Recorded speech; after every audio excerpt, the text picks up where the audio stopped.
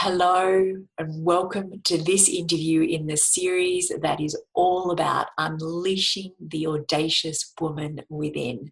My name is Edwina Murphy-Droomer, and today I am so excited to introduce you to Mia Saenz. Mia is a love activist and the creator of Women Making Miracles. Through her work as a love teacher and coach, Mia is generously giving us her time today to show us how working through love opens the connection so that all of life's purposes flow in abundance. Hey, Mia, welcome and thank you so much for being with us. Thank you so much, Edwina. It's a pleasure to be here. It's just such a delight to connect, and I'm so excited to be doing these interviews again. It's been a while since I've dived into this space, and I just love connecting with women all over the globe. That's one of the upsides of the internet. It certainly is. I think it's fabulous. Yeah, me too. Me too. So for those in our audience that haven't had a chance to get to know you yet, would you start by telling us how you came to be doing the work that you do? Lovely. Of course. So I have a long history here of why I do this work. I was born into this work, meaning I was born into a situation like many humans on this planet where there's a lot of chaos and dysfunction. Sometimes there's even really good stuff in there too, but we really need to learn how to shift and change our experience. All of ours starts at birth, because we're in that beautiful womb and we're pushed out and we don't speak our parents' language, and there's a lot of miscommunication. So in many cases like mine, we were born into chaotic families, and that was my experience. And love, learning love, teaching love is the way that I've healed myself. And it's fundamentally the most powerful thing on the planet, literally. Yeah. Well, I think that, with everything that's been going on in 2020, the chaos and the fear, we need as much love as possible. So maybe that's going to be a really great place to start. I feel like, we've been through this period of transition, which feels like it's really going to be lasting for a little bit longer, as in Australia we've gone back into lockdown in some places. And I'm seeing it almost like a cocooning. People are in this place where we're getting a bit messy. There is a bit of breakdown. There's certainly fear. As women in this space, with children and families and in our communities, how do we use love to break through that and come out the other side with a different picture? Perfect. I would like to say, and it sounds kind of trite, and just bear with me, but when we fly on airplanes, there's this message that the steward and stewardess or flight attendants give, and it says, put your air mask on first before you put on your child's or anyone else's. If you lose oxygen, you won't be able to save them.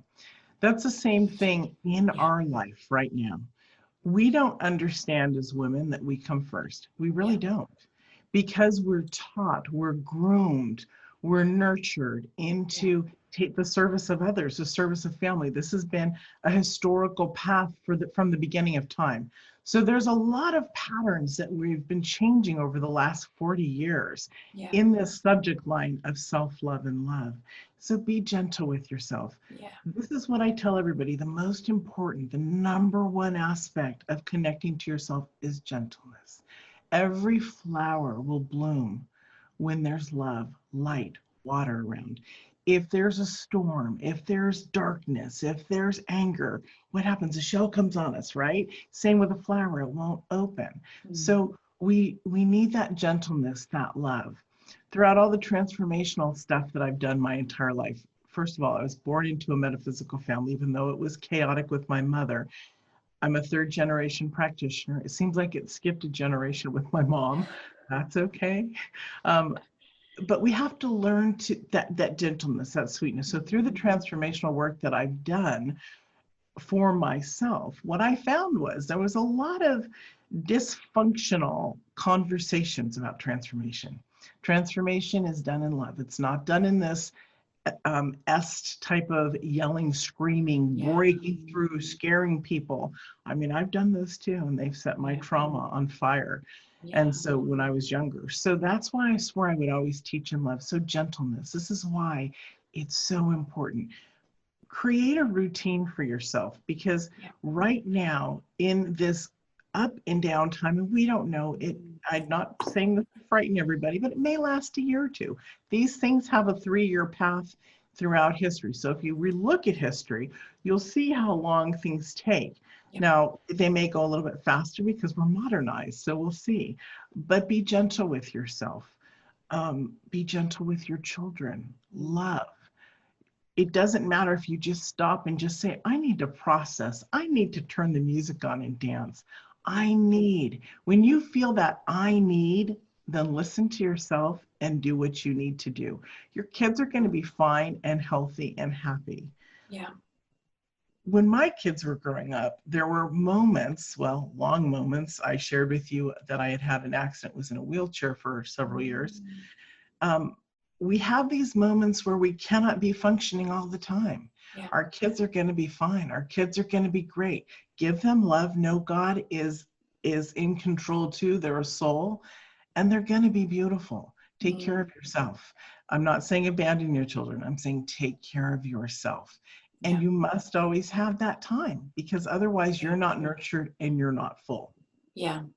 And I talk to the women in my community about, being the woman that you want your children to grow into. And that means, we want them to put themselves first. We want them to take care of themselves and to love themselves. And so we get to show them how that's done. It's called a legacy. That is exactly the terms. When I shifted into this lifetime, I woke up. Can I share that story? Please do. Yeah. Okay. I had, after 9/11, my early childhood post-traumatic stress disorder, which is PTSD, just for complex in childhood, came up from 9/11 very strongly. And I had heard that our airport that we lived near in Los Angeles was going to be bombed. And of course, I was worried about my children and I was freaked out. And so I actually had a psychotic break because of the trauma from my childhood, and then the adult taking care of my kids, which is where I sought help. But I still was very low for several years. And then I had an accident at a big department store getting my kids ready for junior high, all the necessities that they needed. Some boxes fell on my head at five separate times, and I was in a wheelchair. So I had this awakening moment literally 12 years ago this month, probably this specific time. My doctors called me into their office and said, you have less than 2 years to live. You need to get your affairs in order. So I went home, told my husband immediately when I came out of the office, had cried, went home. How do you tell your children? All this kind of stuff that you deal with. And a month later was my birthday. And that's when my life changed. That's when I got a vision that divine love, God, was there with me. And I thought, I'm going to enjoy this because this is my birthday. That's how bad my saboteur was.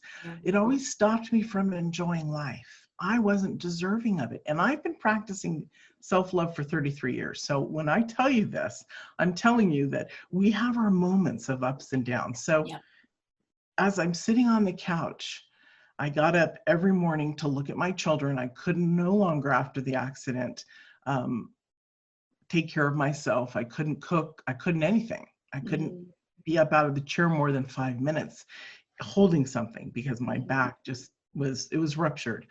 And so so every morning I got up and I sat with my children, watched them twice a day. That's for 2 hours, not a lot of time to be with your kids. But I heard this voice that said, you've been unhappy your whole life. What would it be like to be happy? And then I knew that that was a moment with God. And I said, well, I don't know exactly what to do. And I heard, yes, you do. And I could see that if I took the 5 pillars of life, spirituality, life, relationship, home, and fitness, and recreated that, I would find what I was seeking. And so I set off on a visionary path. And well, we know what happened because I actually accomplished what I sought out to do and beyond. So the dream, believe, create process is literally that rich and that deep. You envision, you go on your own vision quest. So you're doing a dream type state. Yeah. And then you believe it so, and I have directions in the free gift thing. And so you believe it so much. I mean, because you're seeing these amazing things that your synapses are starting to snap and say, oh my gosh, I want that. I see that I absolutely believed it. And from that moment, my life changed. Yeah. So a month after getting my death sentence, literally, my life changed. It took me about 3.5, 4 months to figure out everything. How to get my, build my inner core, get out of the chair, even with a back and paralysis in my arms and legs. And I walk today. I mean, I've had an amazing healing, but even more important, I created an amazing life, and it's been beautiful. Yeah. There are so many beautiful stories. Thank you so much for sharing that. There are so many beautiful stories that you hear from people all the time that have had somebody come into their life that gives them a different picture. So they get the name's just gone straight out of my head. Joe Dispenza. Oh, His story's incredible as well. And somebody comes in, Mary Morrissey is another one, somebody comes into their life and gives them a different possibility beyond this death sentence, creates a new vision and changes the direction of their outcome altogether. So did you have somebody that came into your life, or it was just that you heard God, or how did you get the support? Who was around you to help you with that? Well, for me, my journey is different than most people's, because being raised in metaphysics from a very, very young age, my grandmother was incredibly powerful, healing the blind, literally people who were crippled walking, amazing things. And so from a very, very young age, I relied on God. I relied on my relationship. Even at 4, I remember beatings from my mother and being locked in the closet and talking to God and saying, I know that you're my true father, mother. Yeah. And I know that she's just my human mother. And it would give me such solace that actually something remarkable would happen. I would learn how to manifest at that age. Yeah. Either my brother unexpectedly would come home from school and bring me out of the closet, or my grandmother would stop by. She never came to our house, but on occasion she did when I needed her. It was interesting how love works and how the connection to divine love works. So as I've grown, I've always done my own work. There was a time when I was 24 wanting to break away from my mother. And I thought, if I don't change my life completely, I'm not going to live. I don't want to live. And so I didn't want to go. So I found the way. And that was what self-love was. And yes, I struggled. I couldn't even laugh when I was 24 years old. I was so repressed.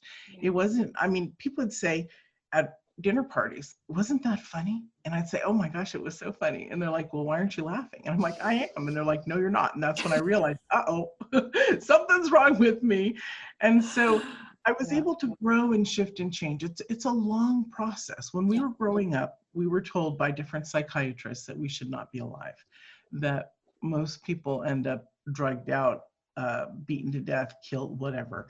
So the dysfunction is really why I teach love, right? It brought me to who I am. So after that, after having children, I did seek a therapist who was also spiritual, which was remarkable. I worked with her off and on for about 17 years. And then after this process, no, it was all on my own, because at that point, I would always talk to God and everything came forward. What was really interesting is what I use in my programs are exactly, and then I've also studied psychology. So it's crazy that it's part of psychology that gets brought down into us. The mirror work, the inner child meditation process, forgiveness letter writing, all of this came through me. And I also heard, when I started in this path, I also heard the voice, a voice saying, do not follow others' work, be yourself. Because your message is strong. And I started out as a messenger of messages, meaning I would take people, get to know them, and bring their messages forward Yeah. on my radio shows and things like that, as I was developing my own business and my own voice in the world. And it transpired and happened very, very quickly, very quickly. I think within the first 4 years, I became an international person with CDs and books and things like that. So it's really, when you set your heart for healing and open up to surrender, we don't know what we're going to get. Just like that vision I took myself on with the Dream, Believe, Create. Did I imagine that I was married to the wrong person? My husband had almost died inside, and I knew I had to leave him in order to recreate my life, because that energy was too stagnant, too dull. It wasn't loving. And so there were things like that. The visioning of wanting to help and support people was actually in there for my work. I've had 18 businesses in my life. I'm a serial business strategist, entrepreneur. But this one is the one that I've done the longest, because this one is the one that lights my soul on fire. This is the one that I'm not leaving. So it's amazing how not very many people, you can, but not very many people can do what I've done, and it's okay. I'm just one of the way showers, you know, one of the leaders, one of the people. And everybody can be that, and they should. It's about getting your stuff together, clearing it out, understanding your own magnificence. You are deeply a miracle, and you can create whatever you want. And with that smoothness, they do. We do, you know. Success rates, you know, of my clients show that. Other people's clients show that when they do the same type of surrendering into creation and building who you are. It's beautiful. We get to peel back a lot of that messaging that we accumulate from our childhoods. And, you know, I would love to talk inner child work more, as similarly having a traumatic experience with my mother, and it's not something that I talk about very much, but a very unhealthy relationship. And it was something that I heard from Brené Brown when she said, you cannot love somebody else more than you love yourself, that I just got this massive light bulb moment, and I was able to completely forgive her, but also understand that that's where I needed to focus, because I've got 4 children and I need to love myself as much as possible so that I can love them as much as possible. So that inner child work is where it starts. It is. Actually, the mirror work is where it starts. Okay. But the inner child work is right next to it, like sisters. The mirror work is reflection work. Most people can't look at themselves without some type of an adverse reaction. Now, if you're looking at yourself, you're looking in the mirror and you start to giggle or you say something snarky in your head, believe me, you're not okay. That means that you're disassociating. And it's okay. Nobody likes to look at themselves until they do, until they discover who they are. So what I found over the years, and very early on, I discovered that the mirror work actually breaks the shell. It helps to support breaking our, we have a disassociation to our body and our interior self, or dysmorphic, whatever you want to call it. We don't see ourselves as beautiful and perfect as we naturally are. And so connecting to the soul essence through the mirror work, just with the I love you. Now, we've incarnated many times with different names. So forget your name. Forget your name. You know who you are. I love you. If you speak a foreign language, say it in that one, if that's better than English. In one of the gifts in the treasure trove actually teaches you, I teach the blind and the deaf with this too, people who can't see or hear, how to do mirror work. And so it's really powerful. Most people tell me, I didn't know about mirror work the way you teach it until I experienced it with you, and I've changed. I've had clients come to me, business clients, literally, who have done the mirror work, the inner child too, but the mirror work, and have broken through so many barriers that they're like multiple mid to high 6 figures, because their faith, their belief in themselves has come that strong. And that's the beauty of it. When we can look in ourselves in the mirror without saying, you know, sometimes I'll go, wow, ooh, you have bags today or something, but it's not mean. Historically, or not historically, statistically, we say 17 negative things on the first 2 hours of waking. you're fat, you look terrible in those clothes, or you're skinny, or you're this, or you're that, or whoa, whoa. So when that's gone, guess what? Everything literally shifts and changes. The inner child is so structurally beautiful because that's us, the most innocent creature, like your newborn babies, like if you don't have children, your puppies or your kitties or your bunnies that you love so deeply. You love yourself even more than that, but go with that kind of energy so you can feel it. And as I take you through the process, there's a meditational process that my clients do, and they start at age 3 and 4, because when I say Western, I don't mean, the United States. I mean the Western English speaking countries. We tend to do things starting at age 3 and 4, nursery school and all that. So we work 2 years at a time on up to 18. It's not an instantaneous thing, but it heals lives. So I also tell my clients, if you're having an issue, if you were raped, if you have issues with your mother, I want you to go in, even as an adult, and do that process to break the energy of the story. When I say break the energy of the story, I always see it crack, literally. So when I take you in and you love her, and I'm guiding you through this vision of what to do, you're connecting on a deep level. If you need to, you pause it so that you can communicate with her. You'll experience a few things. You'll either experience her wanting to come towards you, or you'll experience a scared little child. Remember, it's you, the most gracious, glorious being there is. So love her. You're the one that she's looking up to. In the storylines of the inner child that we go through, the reason the storylines, the energy gets broken and becomes whole and different is because the younger child sees us. We're talking to her through it. It's okay. You didn't know. Look at us now. This is where we are. So it's a combination of both. It's a really beautiful process. And I recommend it only once a week because we have to integrate it in. We have to absorb. And within that week, we might be dreaming about things that we needed to work on and to come up. It's really beautiful.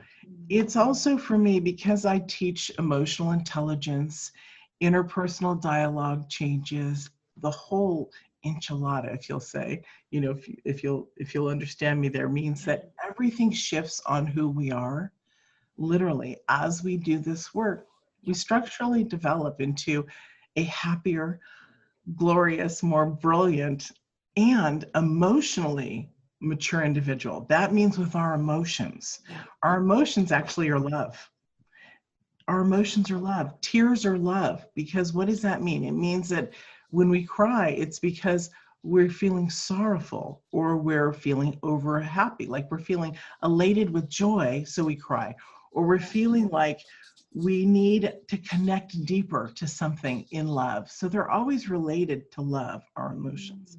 And it's simple. And so when we see that, we recognize as we develop ourselves that we're seeing things totally different. That means not just in ourselves, but in our families, our energy, our friends, amazing people come towards us, beautiful opportunities. The whole world changes. We start to love, nature more. We start to see vibrationally the colors change around us. We get connected to humanity different. This is what One Love is all about. It begins with us, and we grow it outward. Yes, and we're all connected. I get so lost in this work, and I can just hear, like I'm dying to dive into your treasure trove. I've, done huge amounts of leadership training and rebirthing and all sorts of things, and I've got zero memories before 8. So I'm always looking for the next, the next way to explore what that's about. So, and I do have to say, when I've done transformational work, I've done rebirthing and stuff like that. So when you said, how did and who did you work with? I have to clarify there. I have had those experiences, but the basic structure of what I teach just downloaded to me beautifully for my own healing. And that's what I teach. And it's gorgeous.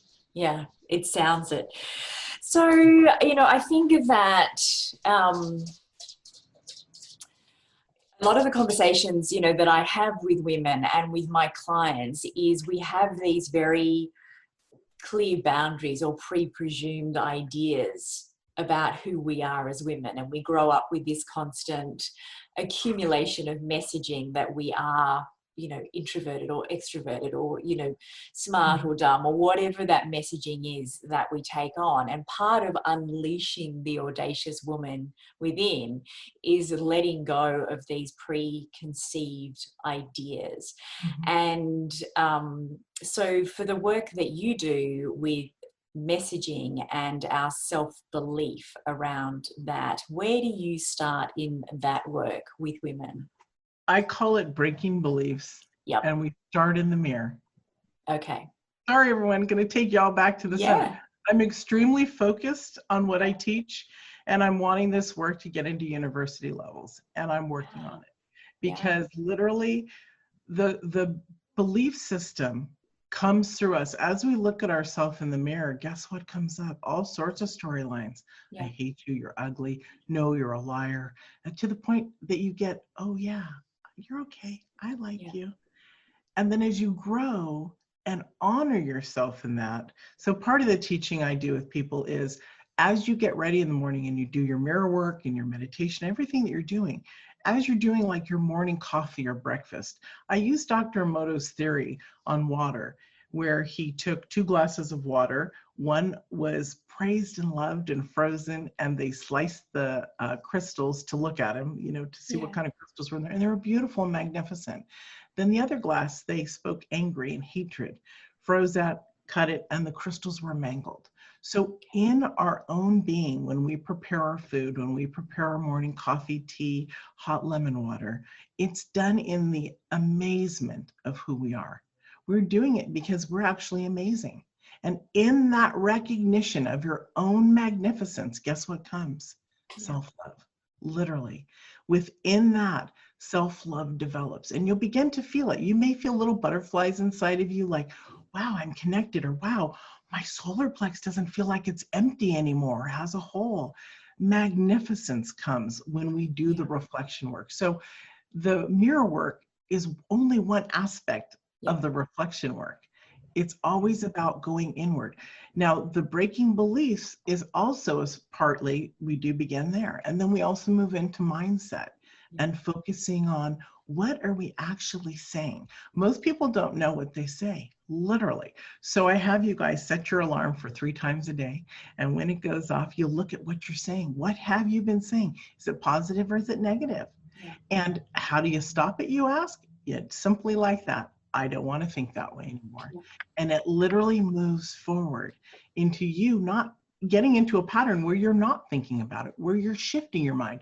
Even if you have to say, I don't want to think like this, I don't want to think like this. If you're triggered or hysterical, think about puppies and kittens or bunnies, literally. I used to do that. I used to bring up, when I was in my worst, I'd bring up all these cute little guys playing together and I would be happy. So when it would shift the energy. And so as you learn to do this, this is one thing I have to get across. As you learn to do your own work here, guess what? You got to keep it up, ladies, because practice makes proficiency. Every ballerina, musician, or ball player had to work their tail off in order to make those millions.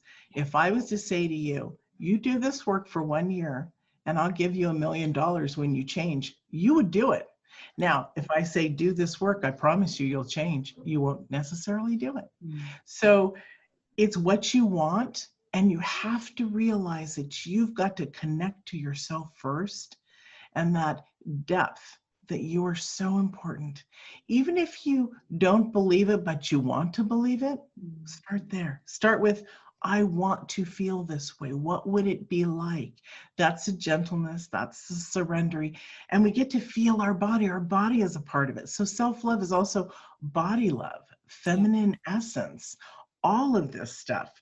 And so we also honor our body as well. There's, I think in the treasure trove, they're putting in the honor bath work for the body. They're starting to add in, either now or in September, they're starting to add in the body love work too in there, which I think is pretty cool, you know, that we're doing that stuff too. And also I'm going to have stuff in there on the feminine essence work and all of that, because I believe that information should be free, but working with people, of course, costs. So I'm going to help inform you guys if you want it. I mean, literally. Yeah, I would, if you're happy to, I would love to talk a little bit more about the feminine essence stuff.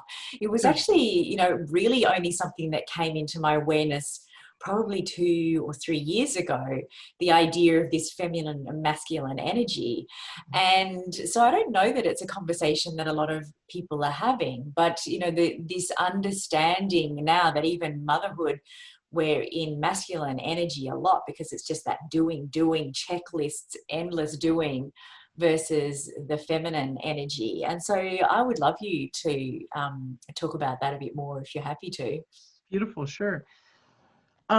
Most people don't have confidence.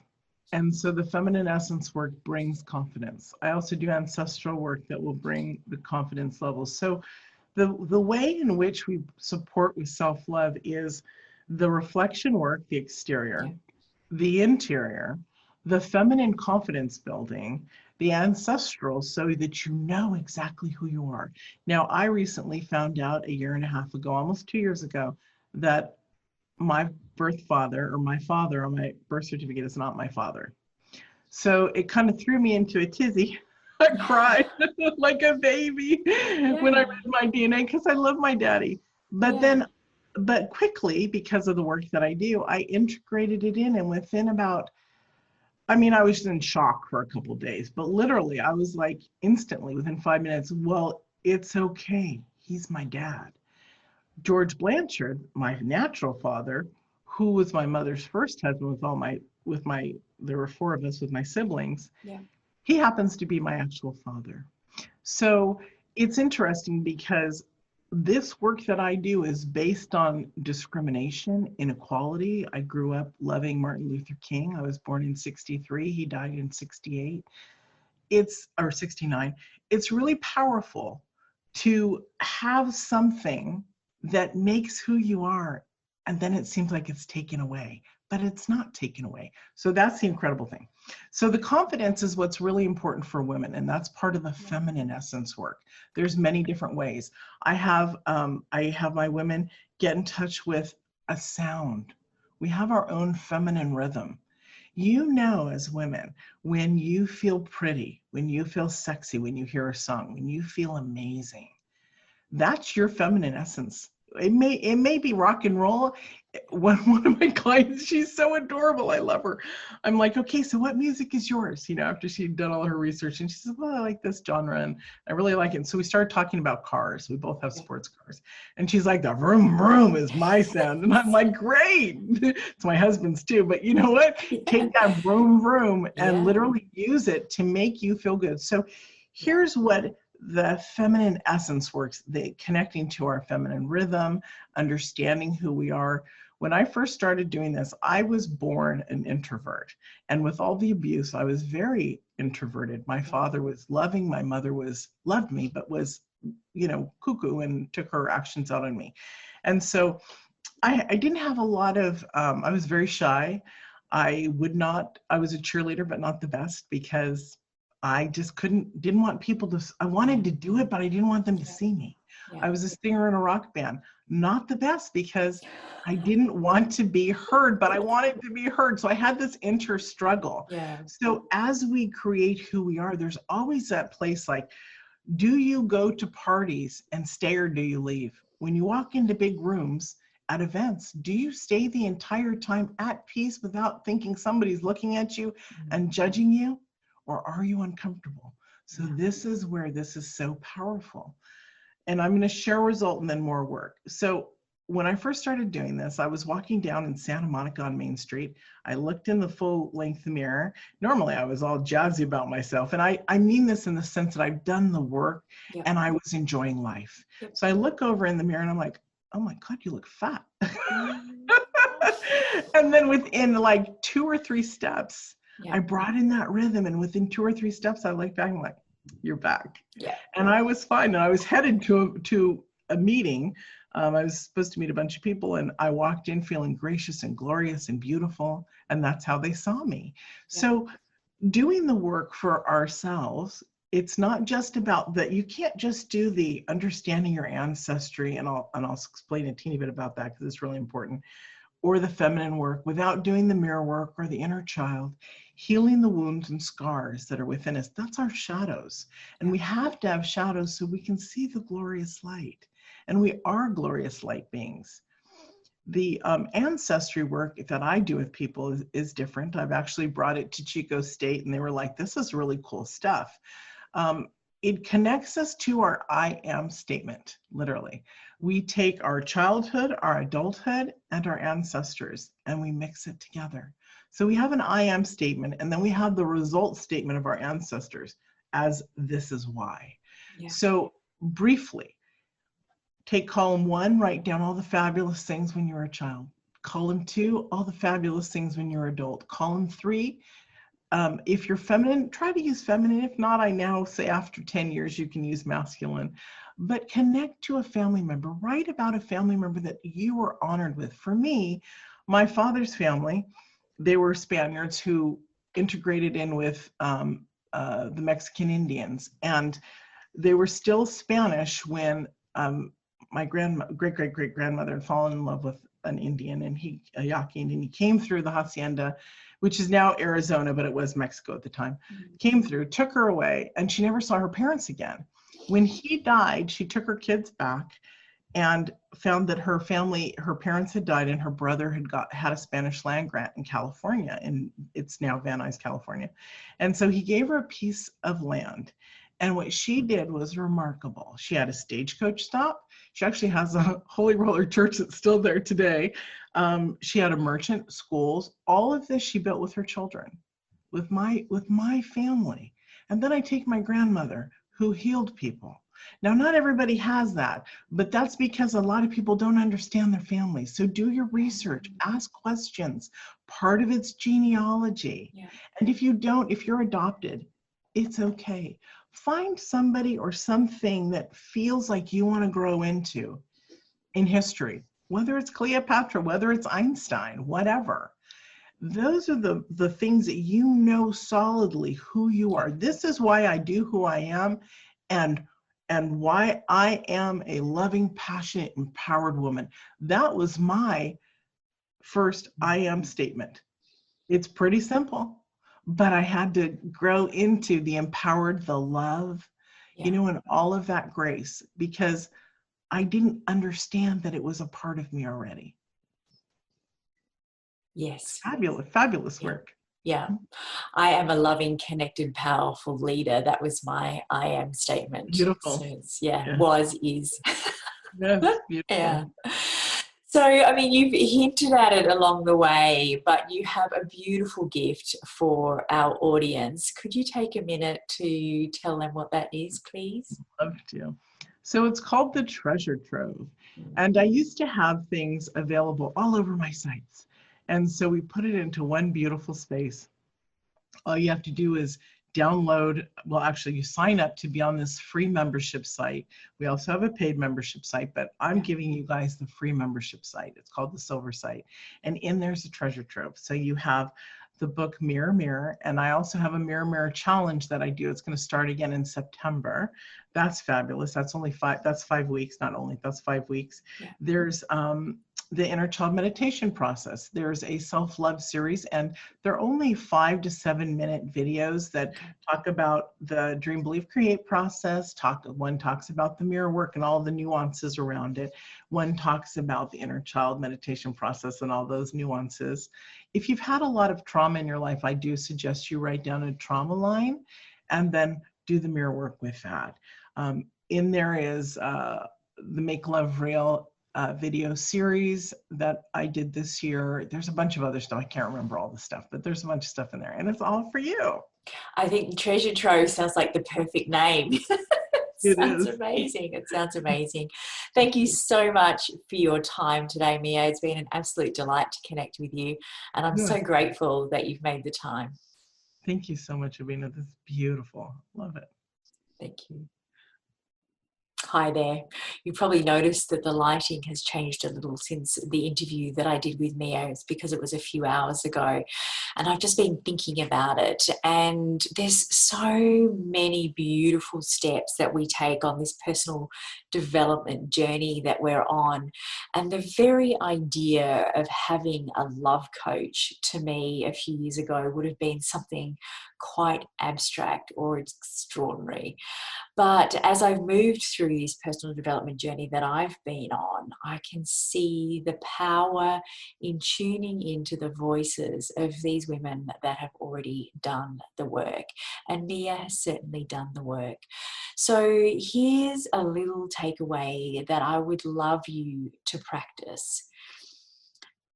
You can start as soon as you see this or when you get up tomorrow morning. But what I would love you to do is look yourself in the eye, in the mirror, and say, you are worthy of love and belonging, and I love you exactly for who you are right now. Let me say it again. Maybe try and repeat it with me. Let's see if we can get it to sink into your mind. You are worthy of love and belonging, and I love you for exactly who you are right now. Imagine when you were a child or a teenager, if you had somebody in your life that spoke to you like that, looked you in the eye and said, I love you for who you are right now. Not many of us get that gift. So whether you need to tell your inner child that, whether you need to tell the woman that you are right now that, whoever she is, that's my homework for you. All right, much love. Bye for now.